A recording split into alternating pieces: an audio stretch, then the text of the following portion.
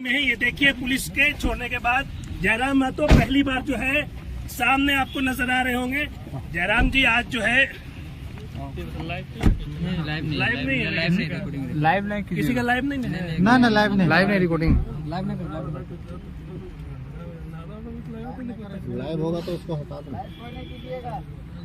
जयराम महतो जिंदाबाद जिंदाबाद जिंदाबाद जयराम महतो जिंदाबाद जिंदाबाद जिंदाबाद। जयराम महतो नहीं चलेगी, नहीं चलेगी, नहीं चलेगी, पुलिस प्रशासन की मनमानी नहीं चलेगी, नहीं चलेगी, नहीं चलेगी। राज्य सरकार हाय हाय हाय हाय हाय हेमंत सरकार हाय हाय हाय हाय हाय।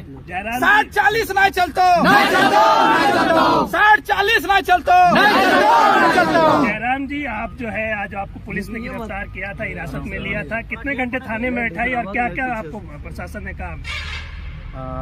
लगभग टाइमिंग तो एग्जैक्ट याद नहीं, लेकिन हाँ 4 घंटा। और वहीं 2-3 थाना का चक्कर लगाया गया क्योंकि सूचना उनको मिल रही थी कि इस थाना में, तो लड़का लोग वहाँ पहुँच रहा था। इस तरह 2-3 थाना का चक्कर काटते काटते एक ग्राउंड में हम लोग को रखा गया था फाइनली, और फिर कागजी प्रक्रिया के बाद हमें छोड़ दिया गया है।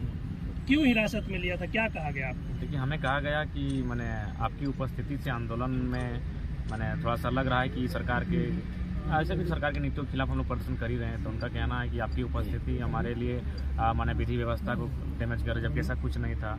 हम लोग तो शांतिपूर्ण तरीके से आंदोलन कर रहे, जबकि हम तो आज शांति से बैठे थे। जब पूरा देखे लाठीचार्ज उस समय हम बोले कि हम लोग भागेंगे नहीं, जिनको भागदौड़ करना है करे, लेकिन हम लोग भागेंगे नहीं। हम तो वहीं और चप्पल खोल के अपना बैठ गए और बोले कि अगर मारना है तो सर पे मारिए, ताकि और जान जाने मैंने इलाज करने का चांस नहीं रहेगा, लेकिन हम भागेंगे नहीं। तो हमने शांतिपूर्ण आंदोलन किया था, लेकिन उन्होंने कहा कि नहीं, आपकी उपस्थिति से आंदोलन उग्र हो सकता है, मैंने उनका कहना था। लेकिन हमारी तरफ से चूंकि पूरा आंदोलन जब से हमारी एंट्री हुई है पूरा लाइव चला है, यानी कोई एक पल भी ऐसा नहीं था जब हम कैमरा में नहीं थे। यानी कोई भी अगर उठा के देख ले हमारा घटनाक्रम, हम शांतिपूर्ण तरीके से थे। और हमने तो स्पष्ट कहा कि भागदौड़ होने लगी, लाठीचार्ज होने लगा। फिर उस समय हम आगे आए और बाकी लोग पीछे गए, हम आगे आए और बोले कि नहीं, अब लाठीचार्ज हो रहा है, अगर हमारे साथियों पर होगी तो पहला लाठी हम पर ही चलाया जाए।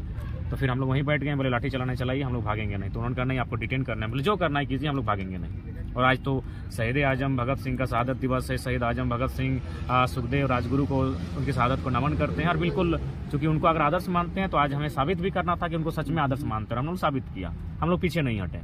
हमारे साथियों को किसी को 4 डंडा, किसी को 5 डंडा लगा, तो किसी का पीठ फटा, तो किसी का हाथ टूटा, इस तरह का बहुत सारा चोटिल हुआ। लेकिन हमारे जो साथी जो मेरे करीब थे वो भागे नहीं। बाकी तो खैर स्वाभाविक है, मानवीय व्यवहार है कि अगर लाठीचार्ज आंसू गैस तो लोग तो पीछे जाएंगे, उसके लिए हम लोग बुरा नहीं कहेंगे। लेकिन थोड़ा सा यही था कि अगर छात्र रुक जाते हैं एकजुटता के साथ, जिस संख्या के साथ हम लोग जमा हुए थे, तो शायद और बेहतर परिणाम होता। तो हमने तो स्पष्ट कर दिया था, दुनिया भाग जाए फर्क नहीं पड़ता है, हम लोग टिके रहेंगे। और आपको जो करना है, मारना है, सर फाड़ना है, लाठी से पाँव तोड़ना है, के बाद और पुलिस का इतने चक्कर लगाने के बाद क्या जोश जुनून कम हुआ जयराम का? नहीं, हम लोग का जन्म ही हुआ है उफान के लिए, हम लोग का जन्म ही हुआ है तूफान के लिए, लोगों के हक अधिकार की बात करने के लिए हुआ है। तो जब तक जिंदा है, जब तक सांसें हैं, हम लोग पीछे ना हटेंगे, ना रुकेंगे, ना झुकेंगे।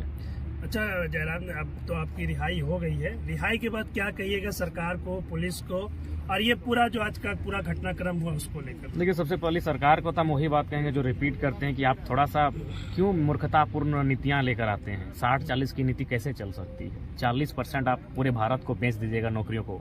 ईमानदारी से आप कहें, आप ऑन रिकॉर्ड हैं।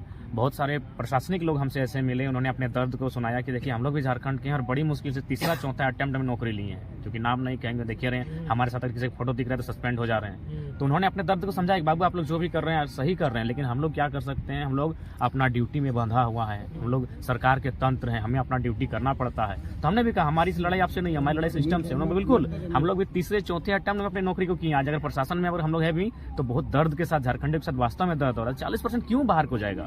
बिहार में 40% जाता है क्या? छत्तीसगढ़ उड़ीसा में 40% बाहर के राज्यों को जाता है क्या? तो फिर झारखंड चारा गांव क्यों बनेगा? 10% दीजिए, 90% झारखंडियों को रिजर्व हो। उसके बाद जितना जैसा जिला है 24 का 24 जिला का सर्वे कीजिए, वहाँ कौन सा लोकल लैंग्वेज है, क्या भाषा संस्कृति है, क्या रीति रिवाज है, उनको 300 नंबर 400 नंबर का सिलेबस में डालिए। कोई भी एग्जाम ऐसा ना हो झारखंड का जिसमें कि माने झारखंडी भाषाओं के बिना एग्जाम हो। सभी भाषा, झारखंड की जितनी भी क्षेत्रीय भाषाएं, जिला वाइज उनका सर्वे करे, उनको शामिल करे। उससे क्या होगा? बैरियर होगा। उड़ीसा जाइए कितना सुंदर बैरियर लगा है, बंगाल चले जाइए कितना सुंदर बैरियर लगा है। लेकिन झारखंड में अगर कितना दुख का बात है और कितना बेहूदगी मैंने निर्णय लेकर आए, कितना शर्मनाक बात है कि इंग्लिश को अब यहाँ लोकल लैंग्वेज की मान्यता है। रे छी छी, कितना दुर्भाग्यपूर्ण। इंग्लिश जबकि जबकि हमारे पास तो पॉलिसी नहीं कि झारखंड का कौन है। इसका मतलब इंग्लैंड का भी बंदा आके आराम से एग्जाम लिख के पास हो सकता है, क्योंकि इंग्लिश हमारा लोकल लैंग्वेज है, क्योंकि हमारे पास कोई प्रमाण ही नहीं कि झारखंड का कौन है। अतः इंग्लैंड का भी, अमेरिका का भी, आयरलैंड का भी और स्विट्जरलैंड का भी आदमी अंग्रेजी जानने वाला झारखंड में आके नौकरी कर सकता है, फॉर्म भर सकता है। इतना बड़ा बेहूदगी के साथ मजाक चल रहा है इस राज्य में। तो हमारी लड़ाई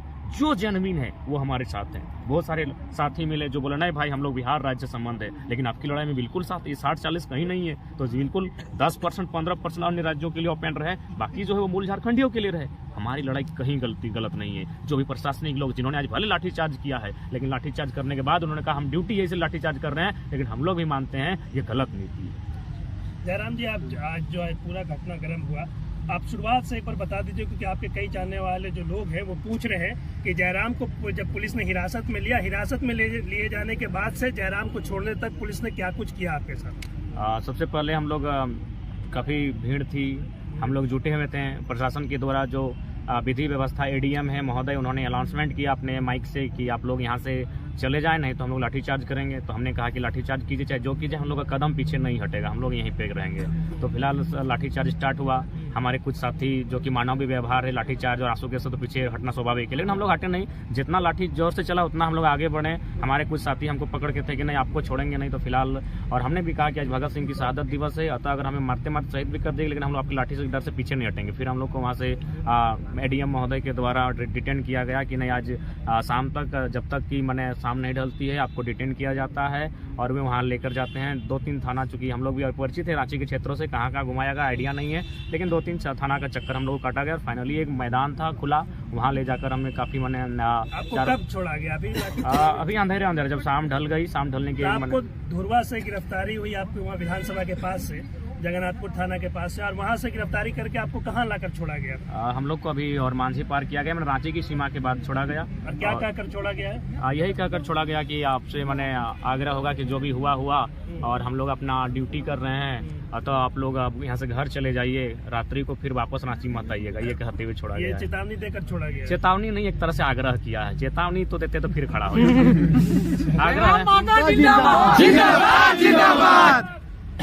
जयराम जी, जो आज जो प्रोटेस्ट पूरा हुआ, जिस तरीके से छात्र सड़क पे उतरे, सीएम ने लगभग 1 घंटे तक विधानसभा में भी बोला, लेकिन एक बार 60-40 नीति को लेकर नहीं बोला, पत्रकारों से बात की तब भी नहीं बोला। लेकिन जिस तरीके का माहौल है यहाँ पे, क्या कहिएगा छात्रों को लेकर? वो असमंजस में है, आप लोग सड़कों पर है, लेकिन स्थितियाँ कुछ सुधरती हुई नहीं दिख रही है। देखिए, सबसे पहली बात है, कोई भी लड़ाई तभी जीती जा सकती है तब जब तक कि प्रत्येक राज्य में जितना भी जिला है, जितना भी ब्लॉक है, वहाँ के प्रत्येक छात्रों में जब तक वो बाल नहीं होगा, जब तक उनके पास जानकारी नहीं होगी। आज मैं पढ़ने वाली युवा पीढ़ी सोशल मीडिया रील्स में है, टिकटॉक में है, वीडियोज में, तो उन्हें क्या पता चलेगा कि हमारे राज्य के साथ क्या दुर्दशा की जा रही है। तो इसीलिए जब पूरे स्टेट में मूवमेंट होगा, प्रत्येक जिला का मुख्यालय में एक ही दिन, गिरिडीह में, रांची में, हजारीबाग, धनबाद, बोकारो, रामगढ़ में जो मेन चौक है, वहाँ पर अगर सरकार की इस नीतियों के खिलाफ प्रदर्शन किया जाएगा, चाहे पुतला दहन हो या फिर कैंडल मार्च, जो भी तरह से, जब एक साथ पूरे स्टेट का 24 जिला, 262-63 जो प्रखंड है हमारे, वहाँ अगर मूवमेंट होगा, तो इससे क्या होगा कि बहुत बेहतर रिजल्ट सामने आएगा। और आज करना ही होगा,